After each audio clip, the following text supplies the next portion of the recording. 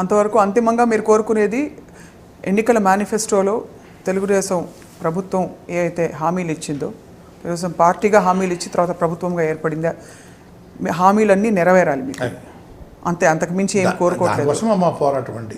నా కోరిక వారు ఇచ్చిన హామీనే అడుగుతున్నాను సార్. ఏమీ కొత్తగా గొంతెమ్మ కోరికలు ఏం లేవండి అమ్మా. అది కూడా అమ్మా ఇతర కులాలు అనుభవించే కోటాను తగ్గించట్లేదు నేనండి. ఇతర కులాలు అనుభవించే ఏబిసిడిలో మా జాతి రిజర్వేషన్ పెట్టమంటలేదు నేను. అత్యంత పేదవారికి రిజర్వేషన్ ఇమ్మని అడుగుతున్నాం తప్ప ఇతర కులాలకు నష్టం వచ్చే పని నేను చేయటం నాకు ఇష్టం లేదండి, చేయమని చెప్పట్లేదు నేను. నేనే కదా, మా జాతి ఎవరు చెప్పట్లేదండి. అయ్యి మీటింగ్ ప్రాంగణం ఉన్నామా, నెల రోజులు శుభ్రం చేసేవాళ్ళమ్మా. అన్ని కులాల వారు వచ్చి మా సంఘీభావంగా వారి చేతనే సాయం చేశారమ్మా. రూపాయి పుచ్చుకోలేదమ్మా కూలి. వాళ్ళ వెహికల్ వాళ్ళే వేసుకొచ్చారమ్మా. అందరూ ఆయిల్ కూడా వాళ్ళే పోసుకొచ్చారనమ్మా. ఎక్కడ రూపాయిని ఆశించలేదమ్మా. అన్ని కులాల వారు వచ్చి వాళ్ళ చేతనే సాయం చేసి శ్రమదానం చేశారమ్మా. అదే డబ్బిచ్చి చేయించాలంటే కనీసం 34 లక్షలు అవుతుందన్నమ్మా. ఆ ప్రాంగణం శుభ్రం చేయించాలంటే సింగిల్ పైసా అవ్వలేదన్నమ్మా. ఒక భోజనం పెట్టుకున్నామ్మా, పప్పు అన్నం.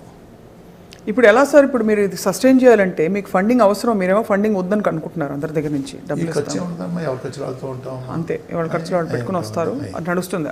మీటింగ్ ఖర్చు నేను పడ్డానండి. నాతో పాటు 2-3 2-3 ఐటమ్స్ తీసుకున్నారండి. మేజర్ ఖర్చు నేను పడ్డానండి.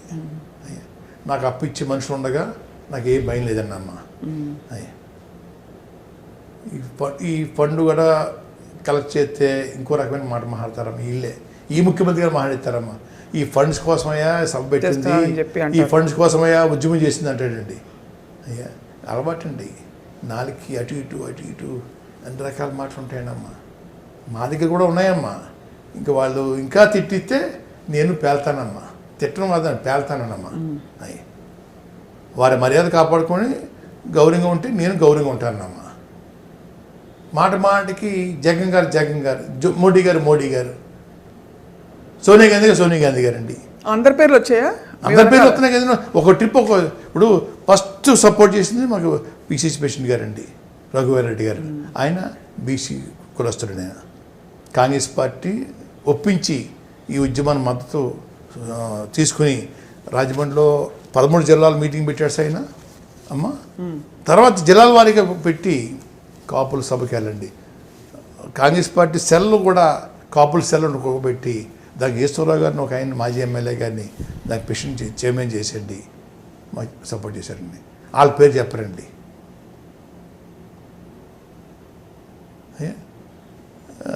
కన్నలక్ష్మి గారు సపోర్ట్ చేశారండి, మాణిక్యరావు సపోర్ట్ చేశారండి, సోమవీర్రాజు గారు సపోర్ట్ చేశారండి. వాళ్ళ పేరు చెప్పరు సార్. దళితులు సపోర్ట్ చేశారు మాకండి, అరసకుమార్ గారు సపోర్ట్ చేశారండి, చింతా మోహన్ గారు సపోర్ట్ చేశారండి, శైలజనాథ్ గారు సపోర్ట్ చేశారండి. వాళ్ళ పేరు చెప్పరండి. ఇంకో విషయం చెప్తానమ్మా, 94లో అండి మాకు రిజర్వేషన్ ఇచ్చే ముందు, జీవో ఇచ్చే ముందండి, బాలగౌడ్ గారు నిజామాబాద్ అప్పుడు ఎంపీ అండి, ఆయన గౌడస్ మీటింగ్ పెట్టారన్నమ్మా ఓ చోట. మనం అడ్డుకోవాలా ఇది అని, ఈ బీసీ రిజర్వేషన్ బీసీలు చేర్చడం కోసం ప్రయత్నం చేస్తున్నారు ముఖ్యమంత్రి గారు, అడ్డుకోవాలని చెప్పేసి ఆయన మీటింగ్ పెట్టారనమ్మా. అందరూ రకరకాలుగా మాట్లాడేశారమ్మా. ఒక పెద్ద ఆయన బాలగౌడ్ గారు, అంటే మనం తప్పు మాట్లాడలేదమ్మా, నేను ఆయన అన్న మాట చెప్తానండి. మనం కొన్ని వీధులు అడుక్కుంటున్నాం, ఖాళీగా ఉన్న వీధులు అడుక్కుంటా ఉంటున్నారు వాళ్ళు, మనకి బాధ ఏంటి మనకి అన్నాడండి. మనం కొన్ని వీధులు అడుక్కుంటున్నాం, ఖాళీగా ఉన్న వీధులు అడుక్కుంటా ఉంటున్నారు అన్నారండి. మనం ఉన్న వీధులు రానున్నారు వాళ్ళు, ఖాళీగా ఉన్న వీధులు అడుక్కుంటా ఉంటున్నారు. ఇదే భాష అండి. ఆ పెద్ద ఆయన క్వశ్చన్ చేసేటప్పటికి మీటింగ్ అంతా సైలెన్స్ అయిపోయింది. ఆ కులస్తులో కూడా ఇది తప్పు లేదు సుమా, ఖాళీగా ఉన్న వీధులు అడుక్కుంటా ఉంటే మీకు బాధ ఏంటి అని అన్నారు. బాధ సార్ అమ్మా, ఆయన చెప్పిన అడిగిన మాట, అడిగిన తీరు వల్ల ఆశ్చర్యం కలిగింది తప్ప, లేకపోతే చాలా చిన్న సామాన్యుడికి అర్థమయ్యే భాషలో ఆయన అన్నాడండి. ఆయన చెయ్యి దండం పెట్టాలమ్మా, నేను కాళ్ళకి మొక్కాలమ్మా, ఆ మహానుభావుడు నాకు తెలియదు నాకండి, నా స్నేహితుడు కండి కాళ్ళు మొక్కాలమ్మా. ఇలాంటివన్నీ చూశానమ్మా.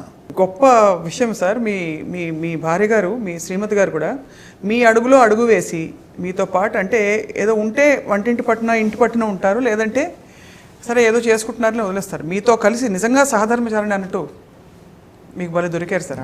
ఆవిడకి భలే దొరికారు మీరు. ఒక కారు ఉంటుందన్నమ్మా, నా సొంత కారు, 2-3 సూట్ కేసులు ఉంటాయన్నమ్మా, వేసుకొచ్చేస్తా అంతే. సేమ్ని ఖాళీ చేస్తానమ్మా, ఎవరు ఖాళీ చేయరమ్మా.